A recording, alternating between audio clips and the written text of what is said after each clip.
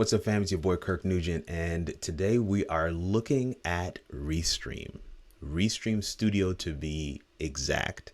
A lot of us have been using Restream in combination with several other platforms to be able to stream our content from, let's say, StreamYard or ECamm or something else, maybe even OBS, to several different destinations, because either we have a limitation with our primary streaming platform in terms of being able to stream to multiple locations, or we just like the way Restream does it, one of the two. But I can tell you that the way we have been using it is Restream's bread and butter, but they've branched into the whole online, I guess, cloud-based studio space. They've been there for quite a while. But today, in today's video, we're going to take a look at Restream Studio and how does it compare with other platforms like Streamlabs, Melon app, or StreamYard, which for cloud-based studios is kind of the king of the heap right now. So let's dive in and take a look and see how it all works. How it all works. Come on.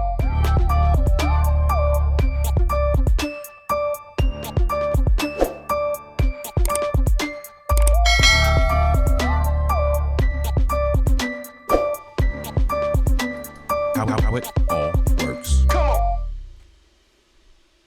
So here we are on my desktop. We're looking at Restream Studio.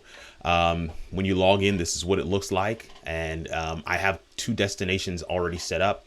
If you go to add a channel, it's probably not going to allow me to add a channel because I've already added the two that my account allows for. But if you have a full version of Restream, I use it in concert with ECamm, so I don't need 20 channels. But if you have the full version, you can add multiple destinations to your platform, and you can stream through Restream to these platforms, or you can stream directly to these platforms from the studio, and we'll get into that in just a second. So you would go through the process much like StreamYard to add your destinations there. So we're good there. I'm going to go ahead and close that tab. We're going to move on to the next one. So this next one is the scheduler.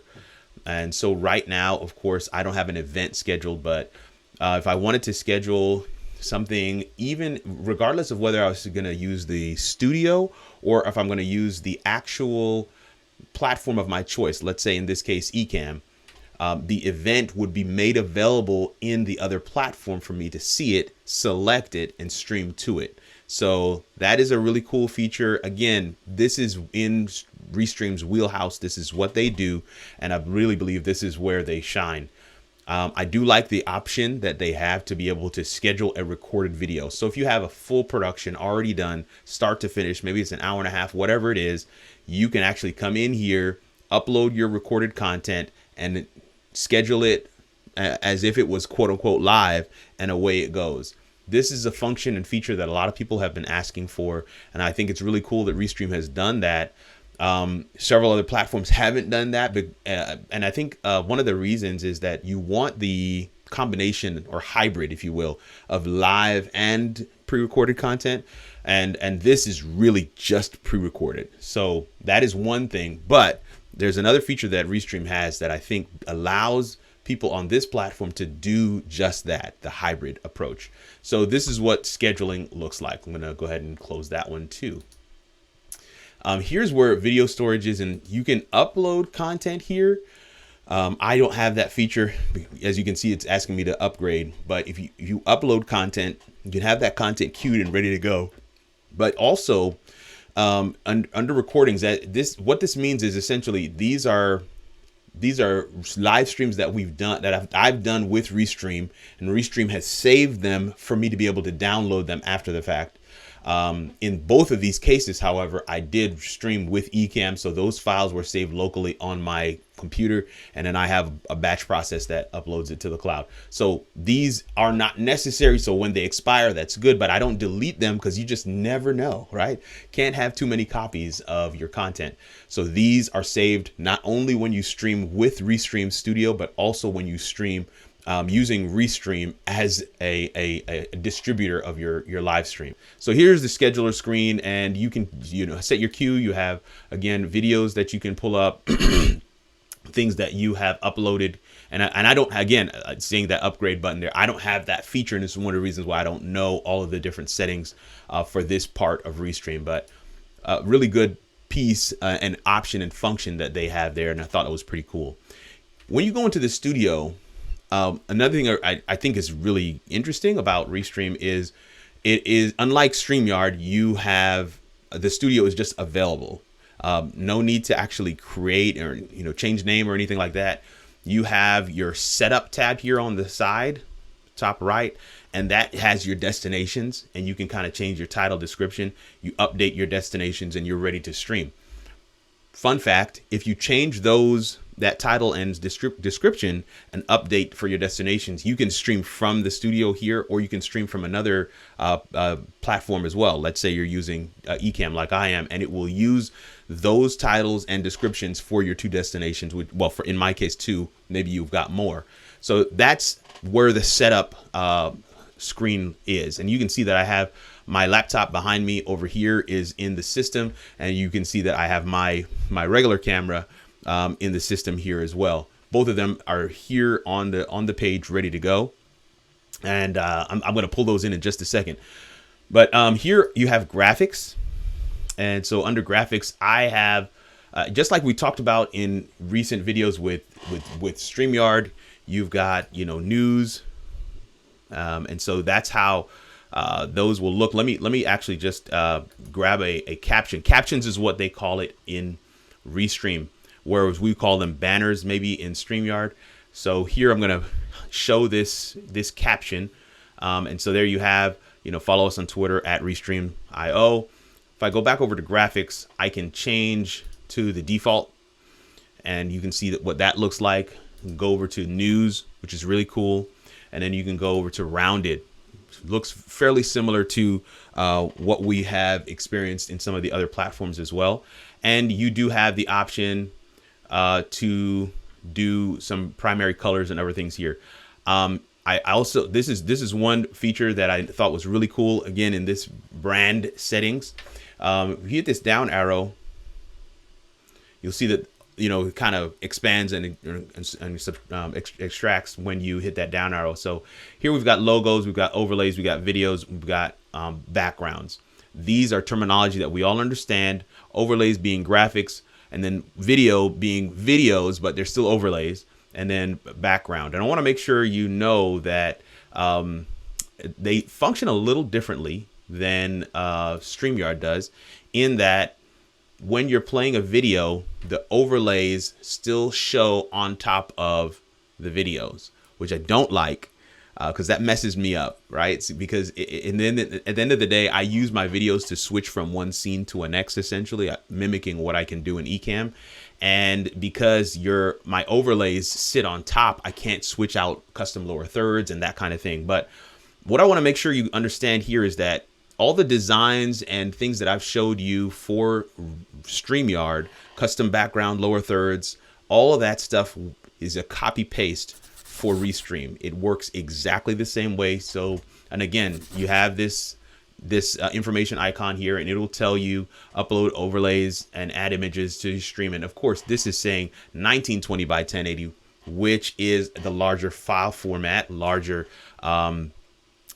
definition. So that is better than what we have been getting from StreamYard. So that's actually one of the pluses. Same thing here. They have the MP4 as well, 150 meg, which is really kind of cool. The other thing that is really cool here is that when you are playing a video, it does show you the progress bar for your video as it plays along. I wanted to make sure you knew that as well. So you have, you can kind of get a visual cue of where you are in that video and kind of prep yourself if you're ready to move to another scene. I'm going to expand the brand settings again.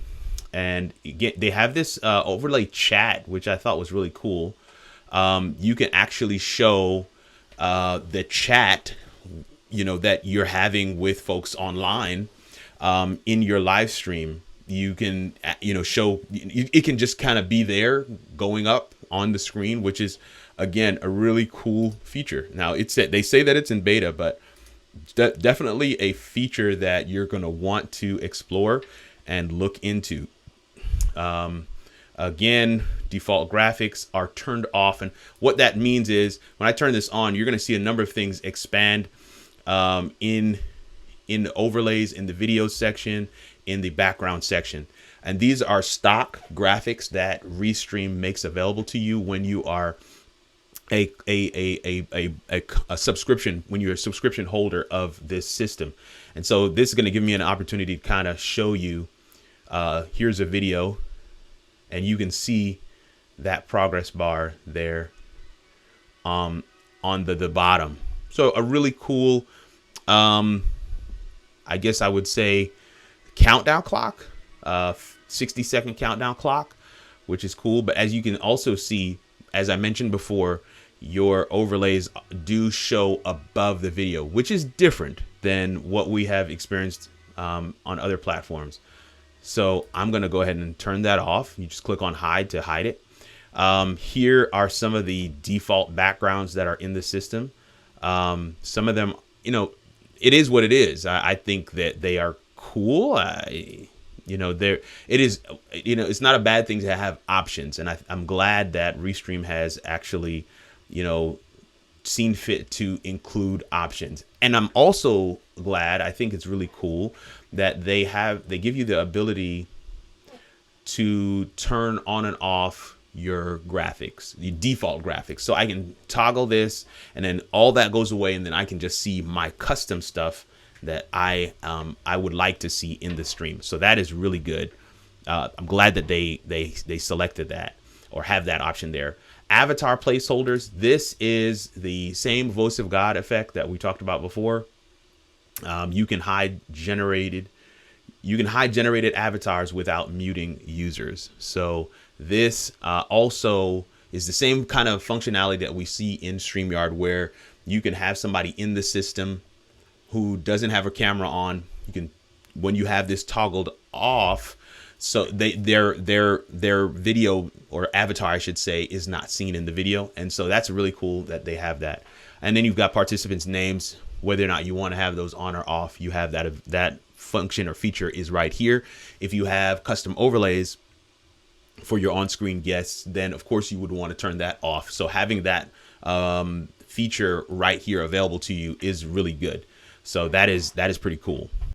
So I'm going to go back over to Captions right now, and this is another area that is different from what we're used to in StreamYard. And that is because in StreamYard, we have the ability to have multiple folders, kind of separating out what our banners are for. Here, all the banners for everything that you're doing, much like for your brand, you don't have a way to differentiate that. So for your producer like me, and you want to be able to get in and kind of segment things off, I've got this for this client, that for that client, banners, graphics, logos, all that stuff for different clients. You don't have that ability in this system. You do have the ability to do multiple, and you can see, I've typed in a 2-level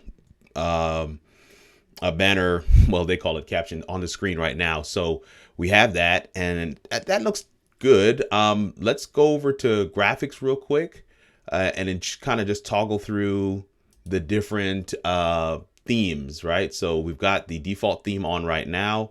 Here is the news theme. You can see how that kind of takes up the whole bottom, and it's kind of mimicking the news. That's the idea there. And then you've got the round theme, and they each animate on and off screen differently, staggered for the top and the bottom. And it's round, and I think you can change that color as well. But I actually, I've always liked the default banner or caption from Restream, so I would not change that. These other ones are good options, but kind of not really great. Not something that I would select for myself. So let's go ahead and turn that off, and let's get to one of the areas that I think a lot of people want. This is a major difference between Restream and StreamYard, is the different layouts for video on screen. Now I only have 2 videos in the system right now, so I'm putting them both in, and so you can kind of see that I have One of them is in the big spot, one of them is a small spot. And yes, you can drag and swap them. You see how that looks there. So we do have that ability. You have the ability to do a picture-in-picture kind of a scenario. Here's one. And that other video is down on the bottom. You have a picture to do ability to do this kind of layout here, which I'm not really sure what that does when it's only two. Looks like it just defaults to this one. The one that we're used to from StreamYard is this one, 2-box, both 16:9. The cropped look is, again, another standard one, but I do like the ability to have 3 people on screen, 2 small, 1 big. Of course, I am not demonstrating that properly for you now. I apologize, but just couldn't bring in another video. But these other layouts, you can kind of get a feel for what they look like right there on screen. And that's really good for the platform, for as an option, I should say, for your live stream and for your production. Just depending on the different things that you want to do. I've got a client who does kind of a QVC type of thing, and he needs to be able to have multiple people on screen, one person in the big box and multiple others on the bottom. Others that are doing kind of like a dating show. These layouts give them more flexibility in a web-based production tool. Of course, you can build out anything you want in ECamm, and that's why I love ECamm, because of the flexibility. But a lot of people don't want that level of flexibility. The other thing that's interesting is that the private chat is down here at the bottom. I found that to be a little odd and awkward because it's totally separate from where I'm used to it being in StreamYard. But when the few live streams that I did with this platform, I was able to get that going, and it did seem to work well. So kind of glad that they do have that. But yeah, and apparently this is a result of the user community saying this is something that we need. So several things have been updated, and I think these are all there. Restream has taken a page out of StreamYard's book and ECamm's book in terms of ensuring that they're setting up these spaces where they can hear directly from their user community, and they can tweak the platform in ways that are meaningful to their users. So they have that, and that is a big plus, a big step forward for them as well. I don't know how long they've had it, but I do know that some of these functions and features are a direct result of what they're hearing from their user community. Across the bottom here, I didn't go through these. I thought it was self-explanatory, but let me just say that, you know, you've got the microphone, you've got the camera. I think this is screen share. Yeah, screen share. You have those options, same like some of the other platforms. This right here is to be able to invite a guest. You can click that and get the link. And then this one is the wheel, and it kind of gives you your settings. So that gives you, I do like the way that they have these structured out in terms of your video input, your audio input, and you do have fairly robust advanced section, very clearly laid out in terms of where echo cancellation is, where noise suppression is, and where your stereo audio input is as well. So I really like the way that they have done that. And they make it clear, like, if you want full HD, you're going to need to upgrade. I have 720p 30 frames per second for my account here. So that I do like what they've done there. But again, this is the last feature that I want to share, and it is a big one. And that is local video playback. Local video playback. Now, I would have to upgrade in order to be able to do this. But when I had the test account, I should have done this video then. When I had the trial, I should say, I was able to play a video that was local to my machine. It was a half-hour video. It was actually 36 minutes. I was able to play it into my stream local from my computer, and that is a game changer. I'm going to be honest. There's some other little things, functions, features here that are different from StreamYard. I could get used to those things. One of the things that I do like about Restream is that it is a darker theme. StreamYard is more whites, very bright, and it changes the color on the subject when they're looking at that screen. So I'm always mindful of that. Really happy that ECamm has the ability to toggle between dark and light mode for your guests, because it really does change the color, the lighting scheme on your guest when their screen is completely white. So I like that. But this is one of those functions. Local video playback is one of those functions that I really believe if StreamYard and several of the other web-based streaming platforms do not add this, people are going to run for the hills. This level of flexibility is what people want. Not having to do the gymnastics of, is it under 200 meg? Is it less than 10 minutes? Am I going to get in the right file format? Those gymnastics need to go away, and platforms need to just give folks what they're asking for. Local video playback is Restream's way of giving that directly to their people. And I think that is a great thing that they've done there. So we've kind of gone through the entire platform. Restream has really made a push in this space. They seem to me that they're dedicated. I actually did a video on Restream a month or so ago, but there was a number of audio issues with it that I just couldn't use the file. So I'm getting back around to recording the video again. And I'm kind of glad that happened, because there's so many different things that I'm saying differently in this video than I was in that previous video. I still believe StreamYard's king of the heap, but there are some huge advantages to Restream and what they're bringing to the market. And here's the thing, like, I'm not a fanboy of anything. You can tell that because I use ECamm, StreamYard, and Restream interchangeably. All three of them are on my list. And then I also I have tried at least to use Melon app by Streamlabs, and I have played with OBS as well. I believe that as a consumer, you've got to kind of keep checking back on some of these platforms and seeing what all they have to offer. And I'm kind of glad to take a second look at Restream as we turn the page from 2020 to 2021 and recognize that, streaming is kind of here to stay. This is not a fluke. It's not a fad. It's not something that's like, okay, once the pandemic is over, we'll go back to, less video and more in person. Live streaming as a practice and as a method of connecting with an audience is a powerful tool, and it is not going anywhere. And platforms like Restream and StreamYard and ECamm and Melon app and go down the line, OBS and others, they make this practice possible. And so I want to make sure that we're taking a look at these, and we're giving some diligence to what features and functions we want to see. But also, we want to make sure that we aren't just so locked into one platform that we miss some of the benefits and really game-changing features of the other. And I want to say that as I close out here, Restream's local video playback is a game changer.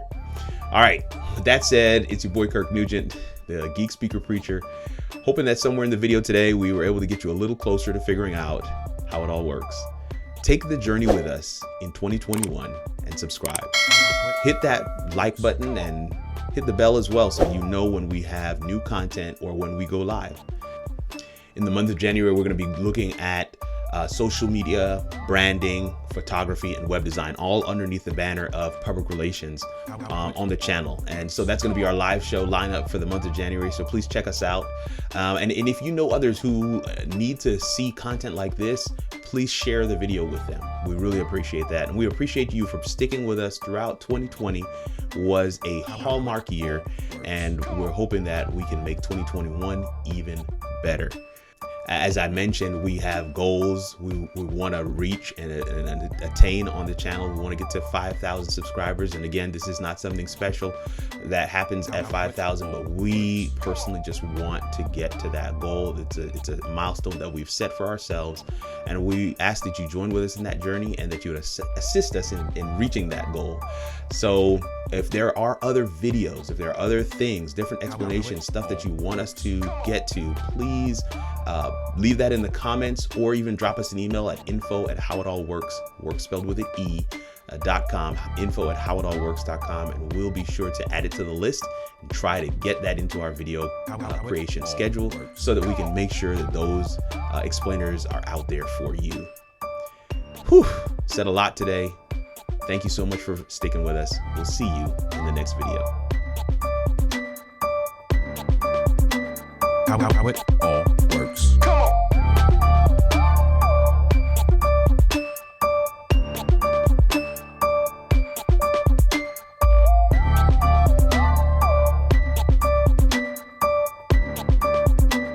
How it all works.